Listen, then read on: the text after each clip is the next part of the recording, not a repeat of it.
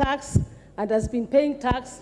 Probably they are only complaining that the tax that they've been paying, they do not know what it does that benefits them as such. And that now that they're not even satisfied with the one they've been paying, they're now being made to pay more than what they've already been paying. And I think that should be stated clearly, because it's important that we are not misled by the KK brothers of ours here to say that we are saying people should not pay tax. That is not the case. I would like to start off with the fuel levy.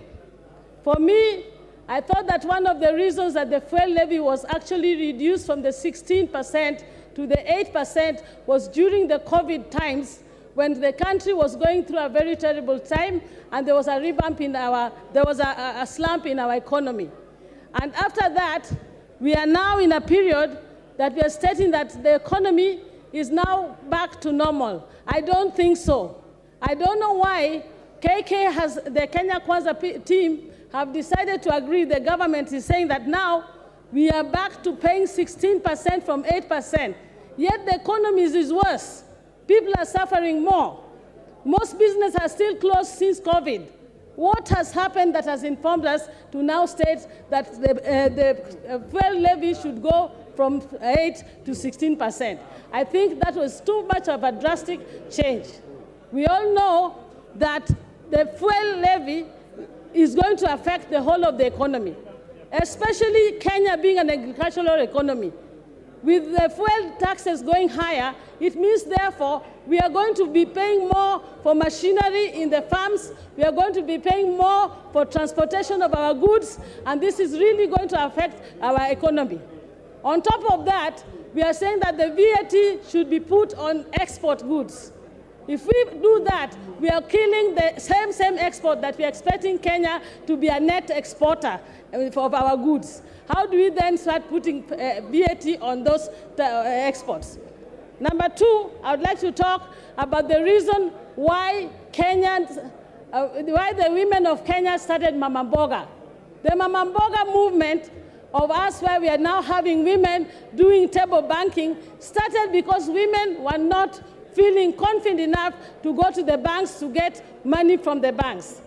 Reason was that the banks were charging high interest and taxes to the women. They therefore started this table banking. Now, the table banking has been helping the Mama Mboga.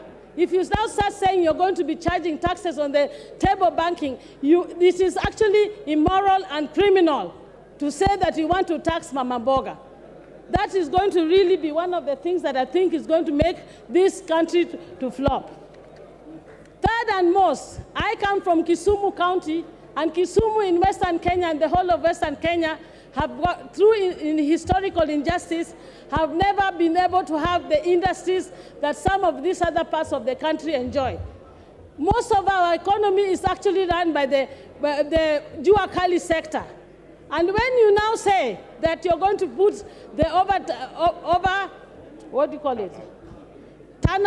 turnover tax to be able to see that we are now paying taxes from 500,000 instead of the 1 million, you are actually.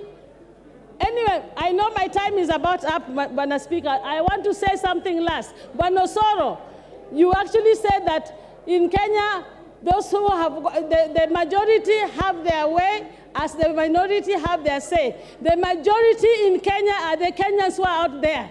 The Kenyans in Kisii and everywhere else, they are the majority. And if this financial bill does pass, mtaona Kenya is going to go on fire. There will be fire in Kenya. And the fire will be coming from the majority, who are the people who are outside in Kenya, who are putting these taxes on. Thank you, Mr. Speaker.